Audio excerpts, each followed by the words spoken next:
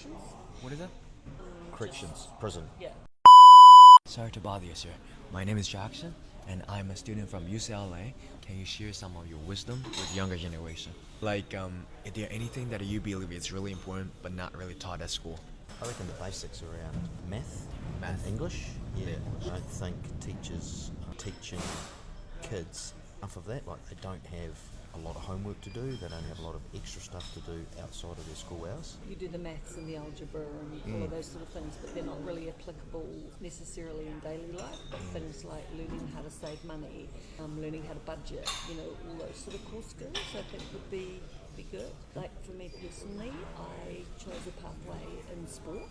To me, that wasn't a career path when I was at school, but I think teaching children or students more about just if they have a dream or a vision or something that they enjoy and they really love doing, that they can actually make a career out of that, rather than just your mainstream sort of options. So for me, I was passionate about sport and I ended up in a professional career up until I was 30, and that wasn't something that was taught at school. Yes.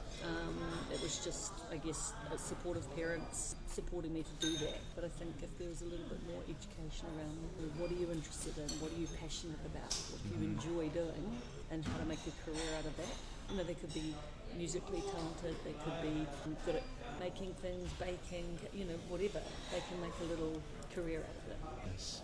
So where from? You mentioned about New Zealand. What is your industry? Are you working in education? Corrections? What is that? Corrections, prison. Yeah. What is the biggest lesson you've learned from industry? I work in sport.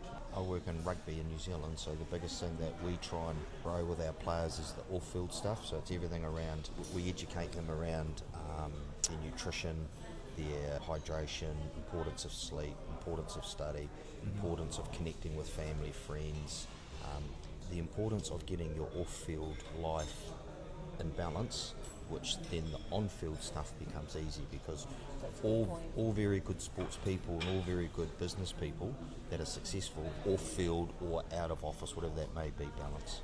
And that's what we've got to teach our kids. The other challenge we've got with children is around mobile phones.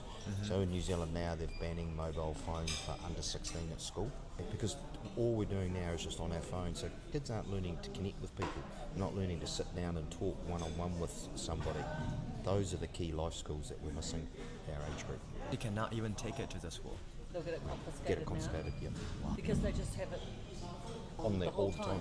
And then maybe a little bit of disrespect for And a lot of authority teachers. and A lot of so- bullying with kids on social media has caused lots of issues in New Zealand, which obviously causes depression and everything else that goes with it. So it's a good move. Do you believe that the master degrees or the diplomas or like PhD, do they really matter under this circumstance? For me personally, I started doing a Bachelor of Education.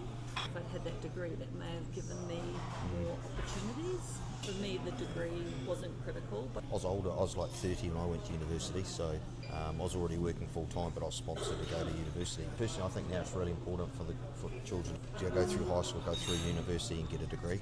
And if they don't get a degree, I'd like to see the trades, like a building trade, electrical trade, plumbing trade. There needs to be more investment in that, because we need more builders, plumbers, electricians. And I think that's a really strong educational pathway. So from your perspective, what mostly triggers a good education? Like the environment?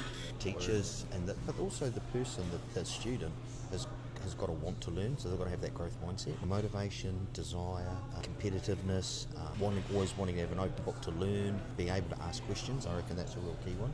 Ask questions to find out more. I mean, we kind of steered our kids in towards, if they said to us, we don't want to study, Mum, we don't want to do it, of course, we'd let them not do that. So one more question. It's going to be book smart or street smart. Which one is more significant for you? They're really good questions. That's a good question, I mean, for me, I think it's a personal thing, isn't it? It totally comes down to what you're passionate about, because if you love something, really want to do it, then you'll do the work. But for me, it's definitely street smart. I'm a terrible reader, I'm a terrible studier, but if I'm passionate about something, then I'll pull out all stops and I'll excel. And if you connect within a group of good people, I think with the street smart helps get you that book smart as well. If you can end up today's video with one quote or one sentence, like your life quote, your motto, what would it be? If it's it's meant to be, it's up to me. I've got a quote that I sent someone the other day. Your purpose is not the thing you do, it's the thing that happens in others when you do what you do. It's not You're going to be a server, a giver, not just do everything for you, because you're going to make something to influence others. That could be your purpose. exactly. Just remind me of another sentence. I don't know if you heard of this. The best taker could be the first giver. That's it. Yeah. Am I Very right? similar. Thank you so much. What's your name? Grant. Okay. Do you mind if I can keep it for my documentary? Yeah. No worries. Yeah. I just want to make I sure. was at your university in January this year, UCLA. Yes. Yeah. I'm in the post-graduation because I'm 30 years old right now. Yeah. That's great. Yeah, I came from mainland China. Yeah. I just been here for 2 months, so I just want to stay here. English is good.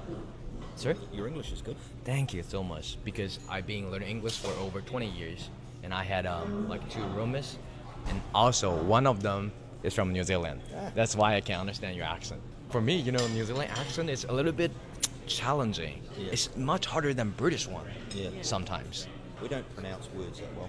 So say it again. We don't always pronounce our words that well. Very good. Words. Yes, words. You see, it sounds like woos. Yeah. But it's words. Yeah. Do you mind sharing some of your slangs? Māori language is becoming like Māori learning language. very prominent. Yeah. A real push and drive now to learn te reo, which is like Māori words. Tahi rua toru wha rima, 1 2 3 4 5.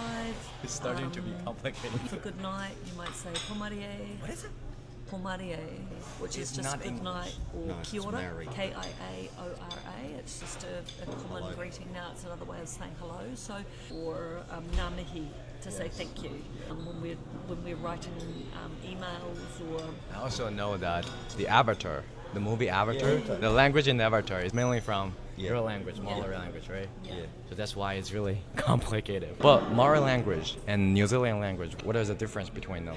See that? you could look up a little Google bit about New Zealand Treaty of Waitangi and give you an interesting background. They were the first settlers into New Zealand. It's the first people to come to New Zealand. Oh yeah, first the settler. Settlers. Yeah. With Captain Cook. Yes, for me, sometimes I can understand what we're talking about because there's like a subtitle in my mind, like English coming through. Is there any popular slang or the word that you want to share with people who are traveling to your country that we can use? Yeah, nah. Or That's a good one. bro. People kind of use bro quite a bit. Hey bro. Hey, bro. Hey bro. Like brother? Like, Yeah, like right, hey brother. brother. Hey bro. Bro. It's the same with American English. Same American English. Have a good one. Good luck. Thank All you. the best. You too. Wow, that's a really impressive lesson. It's going to be a little bit complicated for you guys to understand what they are actually saying because the New Zealand accent, you can see, it's really complicated. Even to me, I have to think about what it is. What is settler? It's settler. Yes, so that's why English is really interesting, really deep, because there are so many accents, British accent, New Zealand accent, like even Chinglish, right? If you want to know more about English culture, you have to talk with the people around the world. That's why I am doing this documentary. So if you like this video, just follow me or hit the like button because there are going to be more interesting and intensive content coming soon. And I'll see you next time. Bye bye.